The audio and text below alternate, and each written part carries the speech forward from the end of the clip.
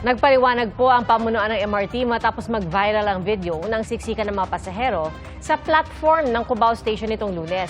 Sa dami po ng pasahero sa platform, halos wala nang mapwestuhan ang mga pasaherong galing sa escalator. Saksi, si Mark Salazar. Viral ang video na ito nakuha sa MRT Ortigas Station kagabi. Hanggang kalsada ang pila ng mga commuter na paakyat sa istasyon. Bago yan, ganito naman katindi ang siksikan sa platform ng MRT Cubao Station, southbound. Mag-aalas 7:30 ng umaga nitong Lunes. Sa sobrang dami ng tao sa platform, halos hindi na makatungtong ang mga pasaherong galing sa escalator. Paliwanag ng pamunuan ng MRT sa panayam ng Super Radio DZBB, wala namang delay sa mga tren noong araw na yon.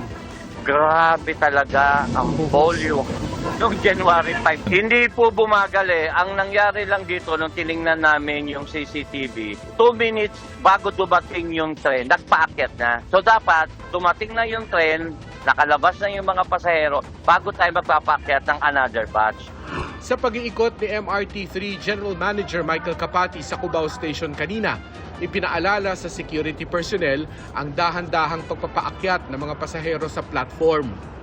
Dadamihan na raw ang nakadeploy na security personnel sa mga istasyong dinadagsa kapag rush hour. Dagdag ng pamunuan ng MRT, may mga ginagawa para dumami ang tren at mapaiksi ang 3.5 minutong paghihintay. Sana nila ay maayos na yung 45 bagon na inire-rehab. Magiging operational na ba yan? Yung 45 na yan within the year? Hopefully po, depende sa performance ng CRRC Dalian na ma-comply nila lahat yung requirement. Mapapatakbo po natin yan.